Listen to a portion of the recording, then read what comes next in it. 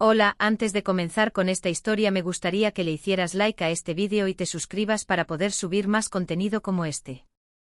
Novela. Hermana, en esta vida yo soy la reina. Episodio 261, amanece el día del baile. La villa Sorotone del duque César era, en efecto, tan famosa como se decía. Desde que era conde de Como, la villa Sorotone, que el rey le había otorgado, era conocida como la mansión más hermosa de la capital. Un jardín de rosas cuidadosamente cultivado, interiores acabados en mármol blanco y techos con frescos pintados a mano por los mejores artistas. Pequeñas fuentes y estanques con elegantes estatuas de mármol.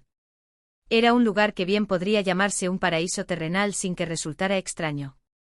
Este era el pequeño palacio donde León III había confesado su afecto y amor por su entonces abundante amante Rubina, y era una obra de arte que embalsamaba una pasión pasada.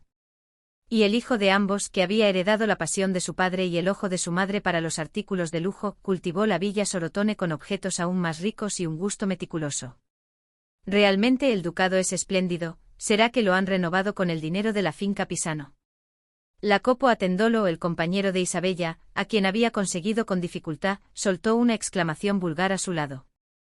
Isabella frunció ligeramente su bonito entrecejo. Que la única impresión que le causara una obra de arte tan hermosa, no una obra de arte total, fuera esa. Pero Isabella decidió ser generosa. Jacopo todavía era necesario. Tenía que traer a Jacopo para rescatar a Leticia, quien en circunstancias normales nunca habría podido entrar a esta fiesta. Isabella le había dado a Hipólito como compañero a Leticia, quien no había podido conseguir una invitación. Hipólito se quejó, tengo que ser el compañero de una chica tan fea, pero se cayó inmediatamente ante el ataque de Isabella, y tú puedes conseguir una chica para ir contigo por tus propios medios. Naturalmente el asiento de Isabella quedó vacío y no tuvo más remedio que arrastrar a alguien como Jacopo. Después de hoy, se despediría para siempre de alguien como Jacopo Attendolo e Isabella se convertiría en la dueña de esta hermosa mansión de mármol blanco puro. Un día podía soportarlo. Era una mujer paciente. Señorita, ¿qué le parece?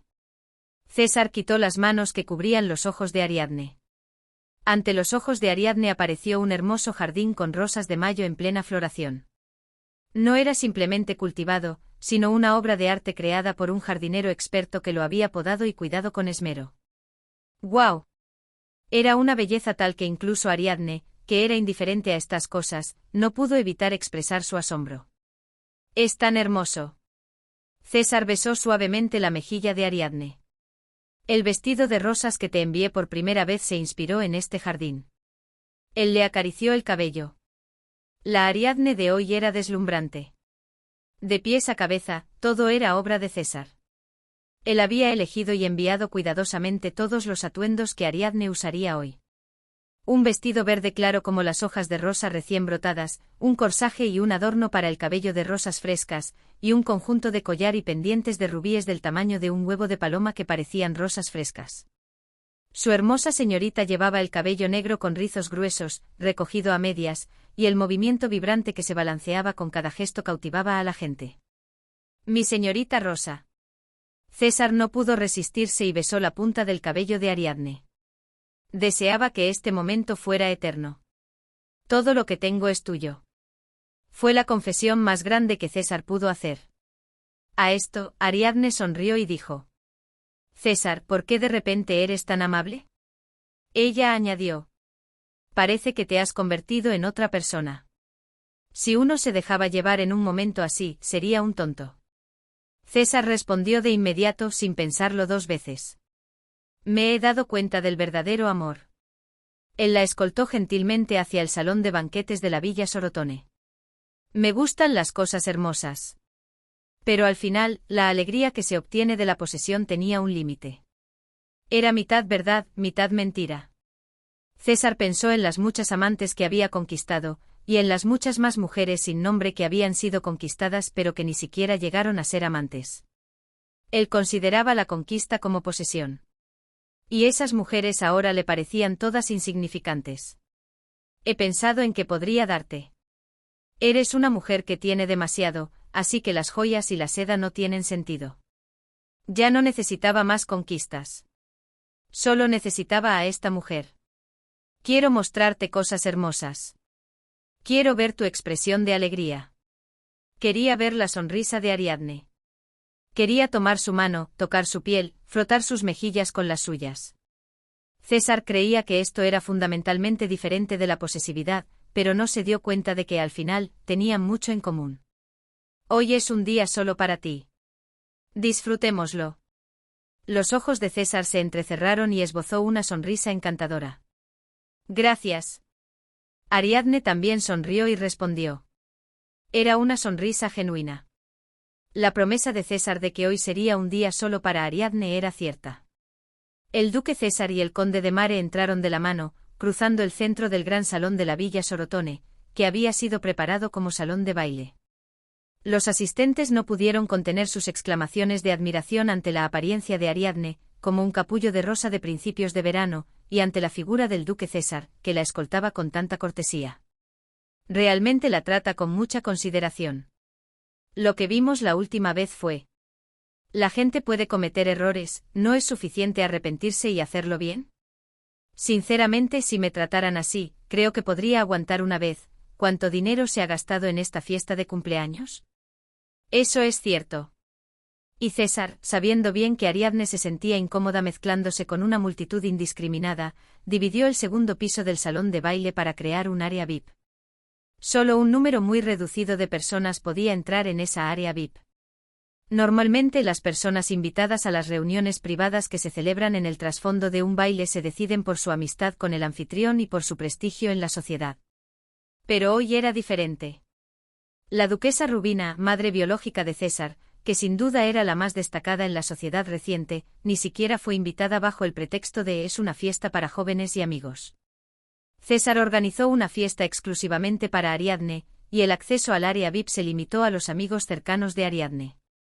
Si eran amigos de ella, no los excluyó, aunque a él no le gustaran. Los hermanos Valdesar, incluido Rafael, también recibieron invitaciones. Julia de Valdesar, que ya estaba arriba, saludó a Ariadne con una sonrisa. Ariadne también sonrió ampliamente y saludó a Julia. Julia. ¡Feliz cumpleaños! Otras señoritas también se reunieron para felicitar a Ariadne por su cumpleaños. Gabriele saludó con su prometido. Ari, hoy estás preciosa. Saluda, este es Petruccio de Montefeltro, mi prometido. Ariadne también respondió con una brillante sonrisa. He oído mucho de usted. Es un honor conocerlo, joven marqués de Montefeltro. El honor es mío de conocer a una celebridad de la capital, condesa de Mare. Rafael, que había asistido escoltando a Julia, también admiró la belleza de Ariadne con la boca abierta. Mientras tanto, Felicite y Cornelia se acercaron para felicitar a Ariadne por su cumpleaños. César sonrió y le susurró a Ariadne en voz baja. Sería mejor para la señorita que yo me ausentara un momento. Eso sería un poco. Los amigos de Ariadne no eran todos favorables a César.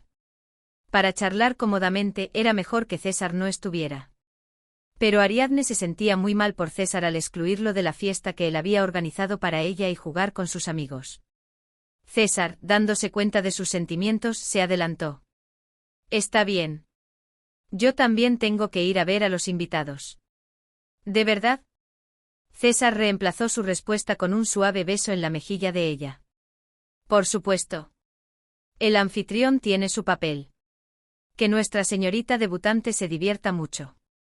Decir que iba a ver a los invitados era una mentira. La creación de un área VIP separada en el segundo piso era para Ariadne, pero también para el propio César. En el baile de hoy, había una persona con la que César no debía encontrarse bajo ninguna circunstancia. Me quedaré en un rincón del segundo piso y me iré después de un rato.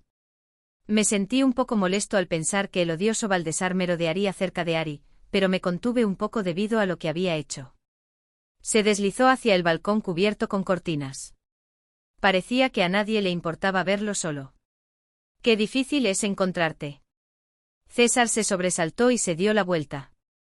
Era una voz familiar, clara y hermosa, pero llena de ira. Una joven de belleza angelical, con el cabello rubio ondulado cuidadosamente trenzado, estaba de pie en el balcón, mirándolo fijamente. Isabella de Mare. Se esforzó por esbozar una sonrisa forzada. ¿Cómo subiste aquí? Fue una pregunta que soltó por la sorpresa, y se arrepintió tan pronto como la dijo. Ah, no debí haber dicho eso primero. Como era de esperar, el ataque punzante de la mujer enojada estalló. ¿Es eso todo lo que tiene que decirme después de verme la cara? No, no. Solo me preocupaba si te había costado subir. Lo que César, sorprendido, sacó a relucir fue su máscara más pulcra. Una voz de tenor agradable que salía de la punta de su nariz. Fui demasiado descuidado, ¿has estado bien? Isabella estuvo a punto de replicar si creía que había estado bien, pero se contuvo. Había venido hoy para intentar arreglar las cosas con este hombre. Si lo presionaba demasiado, la presa huiría. En su lugar, decidió apelar a la compasión. ¿Sabes lo sola que me sentí? Vaya. César sintió la sensación de un pantano pegajoso que se acercaba a él, acosándolo y estrechando el espacio. Pero no había una ruta de escape que pudiera tomar en ese momento. Miró de reojo la entrada del balcón, cubierta por cortinas. Este balcón estaba separado de los asientos VIP del segundo piso por gruesas cortinas de terciopelo rojo, y de las miradas de los invitados comunes del primer piso, que abarrotaban el salón de baile, por una barandilla alta y una posición elevada cerca del techo. Estaba a salvo de las miradas. La estructura solo requería tener cuidado con el sonido. César, buscando una oportunidad para escapar, decidió apaciguar a Isabella para evitar el peligro inminente. Tu hermoso rostro está herido. Fui yo quien se comportó mal. Su tono era de lo más tierno. Al escuchar esas palabras, Isabella bajó la cabeza y sollozó.